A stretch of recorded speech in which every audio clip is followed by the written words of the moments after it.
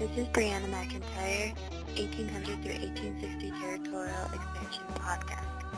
In the late 1700s, the South was faced with a weakening economy because of depressed prices on marketable products and, more importantly, overcropped land. But that was all about to change with the invention of the cotton gin by Eli Whitney in 1793. Not only did the cotton gin make things easier by producing more cotton in less time, but it rejuvenated the southern economy. Fast profits then brought people to the South. Plantation owners were the aristocracy of the South, and they spent their money on more slaves and more land. But fertile land in the South couldn't last forever. Many plantation owners started to expand past their boundaries farther west with their crops.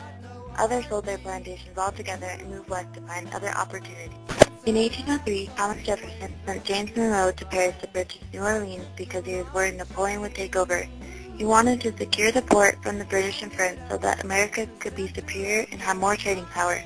With ownership of New Orleans, America could trade up and down the Mississippi River and connect the West to the rest of the world. The French foreign minister instead gave all of the Louisiana Territory to America for $15 million. Jefferson was worried that the purchase wasn't constitutional, but the treaty more than doubled the size of the U.S. Then, in 1804, Jefferson sent Meriwether Lewis and William Clark to explore the northern parts of the Louisiana Purchase.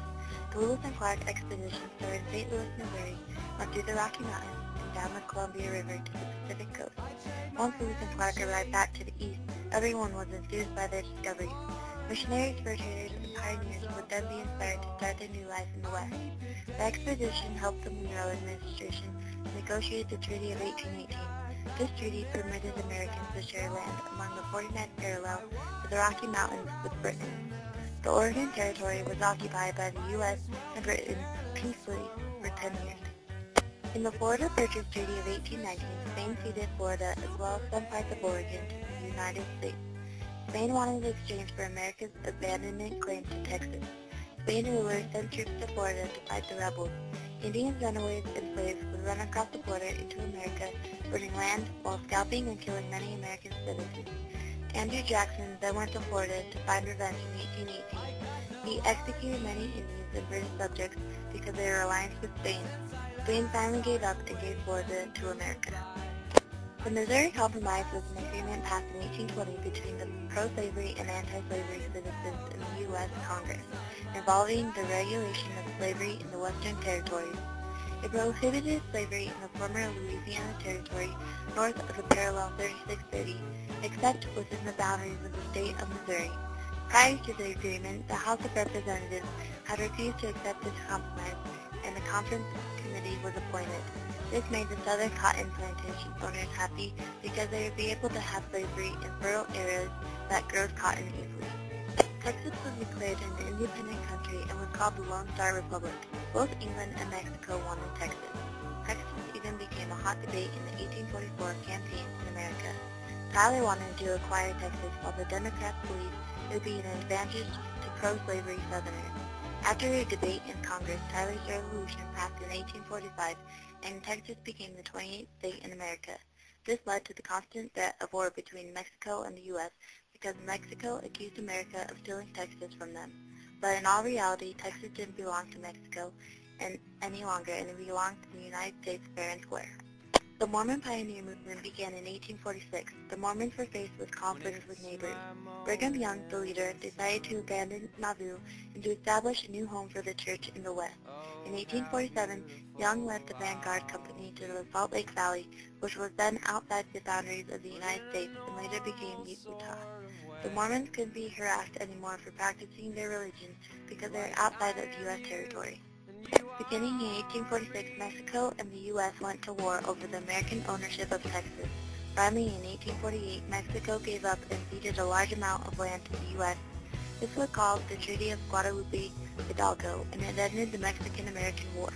To the U.S., this massive land grab was significant because the question of extending slavery into newly acquired territories had become the leading national political issue.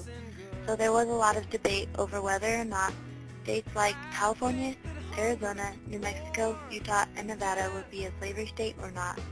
To Mexico, the loss of an enormous part of its territory was a tremendous embarrassment and created lasting anger among many of its citizens.